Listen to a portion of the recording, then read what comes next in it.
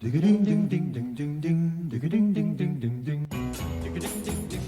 me suis réservé une question idiote. Une fois n'est pas tout cul. Bon, voilà. Tout cume. On peut recommencer. Oui. Alors, pourquoi est-ce qu'on mange tant de sucre d'ailleurs? Eh bien, parce que c'est addictif, William, tout simplement. Et ce n'est pas une façon de parler, c'est vraiment addictif. Ces 20 dernières années, les scientifiques ont prouvé que le sucre était aussi addictif que certaines drogues. Alors, il y a même un scientifique français qui a fait des travaux là-dessus, qui s'appelle Serge Ahmed, qui a accoutumé des souris de laboratoire au sucre d'un côté. Au même moment. Au même moment, d'autres souris à la cocaïne. Et qu'est-ce qui se passe? Je vous le donne en mille, William. Les souris ont préféré... Non, elles ont préféré le sucre. C'est même pas la même chose, c'est qu'elles ont préféré le sucre. Très, très mal. Ouais, donc cette étude, elle est vraiment très, très parlante. Alors, les industriels avaient déjà flairé le bon filon. Hein, vous savez, ils mettent un peu de sucre un peu partout, Oui. même dans les plats salés. Oui, bien sûr. On s'en rend pas compte, mais on n'a pas le goût, mais ils en mettent aussi dedans. Comme ça, vous en consommez, vous en consommez. Résultat, un Français mange 35 kilos de sucre par an. Alors, c'est un peu moins que les Américains qui sont à 60 kilos, mais c'est déjà Mais ça se énorme. voit, hein, C'est ça quand se voit. même beaucoup moins. C'est beaucoup presque moins, 2 fois mais moins. c'est beaucoup quand même, quoi qu'il arrive. Et du coup, certaines personnes se sont mises à faire des régimes sans sucre, à éliminer tous les sucres de l'alimentation. Alors, un régime sans sucre, ça ressemble à quoi? On s'en doute un peu. Pas mais de sans sucre, sucrerie. hein. Alors, sans sucre, ça veut dire, bon, déjà, pas de sucrerie, pas de gâteau, pas de pâtisserie, etc. Jamais, quoi.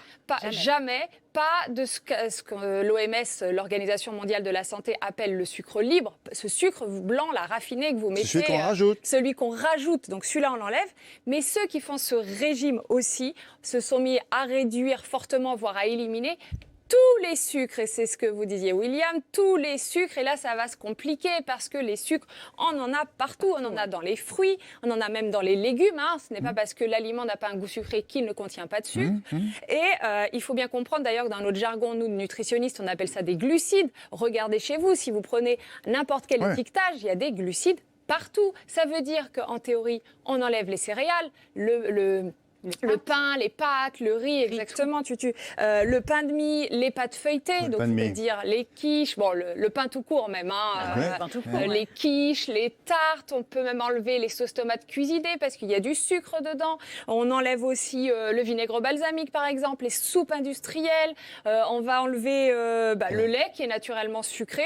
Le miel, le sirop d'agave, etc., etc. Il vous faudrait 2 heures. Non, ça ne finit pas votre liste, mais j'ai l'impression qu'il y a tout là-dedans. Parce que en régime sans sucre, du coup, vous dites, mais alors on mange quoi? Parce que votre liste, elle est longue. Elle est très longue. Alors, la seule manière de compenser, c'est de manger plus de protéines. Les protéines, on les trouve où? Dans la viande, dans les poissons, effectivement, dans les œufs. On va aussi quand même garder, William, un peu de pâte, un peu de riz, mais complet. Parce que quand c'est complet, j'avais déjà dit dans d'autres chroniques, les sucres sont assimilés différemment par votre organisme. Bon. Donc, on laisse quand même un peu de ça. Pain complet, ça marche aussi? Pas complet, ça marche aussi. Heureusement, s'il ne reste plus grand-chose. Des noix, des amandes, de ce qu'on appelle les oléagineux.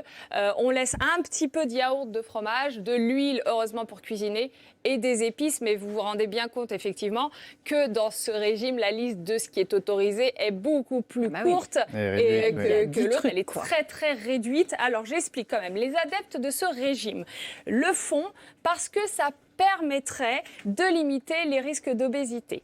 Ça permettrait de limiter le diabète et les maladies cardiovasculaires.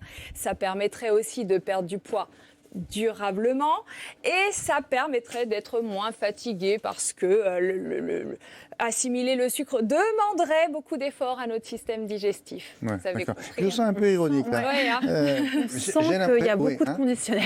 Non, mais à son ton, j'ai l'impression, je ne sais pas si je me trompe, ce régime, vous êtes plutôt contre. Ah bah vous vous trompez pas du tout, William. Je suis complètement contre. Voilà, c'est pour ça que je le disais un peu sur ce ton. Non, mais on est bien d'accord. Hein. Il s'agit de sans sucre, vous voyez. C'est clair. Sans sucre, hein, voilà. Je vais bien même repréciser les choses.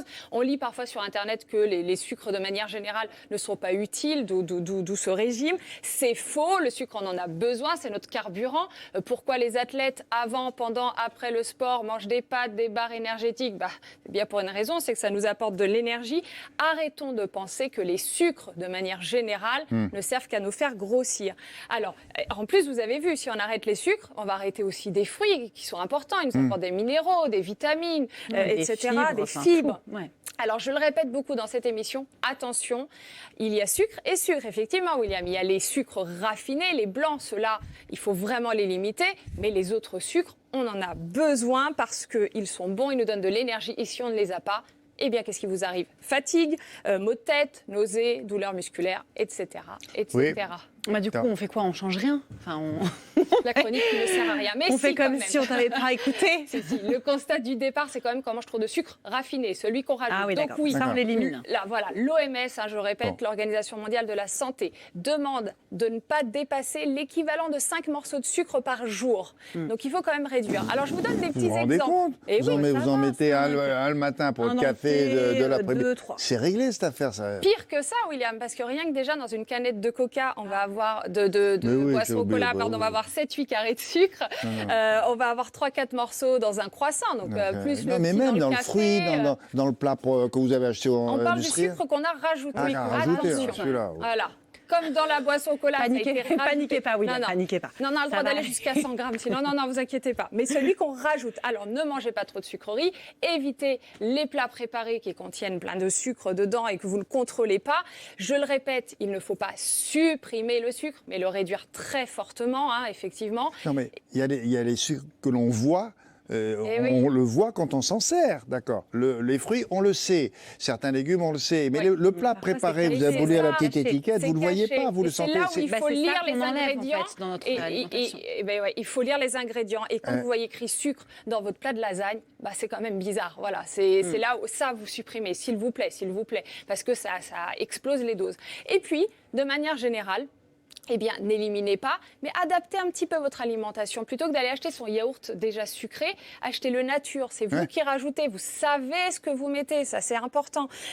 Pareil, si vous aimez les fruits, prenez-les plutôt frais qu'en compote, où il y a un risque, il y a un ajout de sucre. Ou si vous préférez les jus, plutôt du jus 100% pur fruits. Vous êtes gourmand, vous voulez manger petit chocolat, évitez. Alors déjà, prenez un chocolat qui soit bon, faites-vous plaisir. Mais un carré que vous savourez, vous le faites fondre dans votre bouche, ça vous permet vraiment d'être satisfait. Ça ne plaît pas à William. Non, il n'est pas prêt, Non, mais prenez un carré, il est bon. Une tablette. Il est bon, il vous appelle, il appelle le deuxième, il est son pote, et on en mange deux, minimum. Il ne faut pas laisser le mental prendre le pouvoir. Après, ça dépend, c'est l'histoire d'une Alors accumulation. le coup du petit carré pendant que vous regardez la télé, c'est infernal, ne faites pas ça. Parce que c'est la tablette. De toute façon, c'est l'accumulation le problème. Si déjà vous éliminez tous les plats préparés, etc., allez, on peut aller un peu plus loin pour les carrés de chocolat. Et puis évidemment, évitez de grignoter parce que ce qu'on grignote, c'est souvent sucré. Ouais, c'est ça. Faites le total. C'est bien, vous avez dit 5 morceaux de sucre par jour. Ouais. Faites le bilan avant de vous. Est-ce que j'ai mangé 5 morceaux de sucre par jour? Ça peut aller vite. Ça va très vite. Merci beaucoup, Sandra.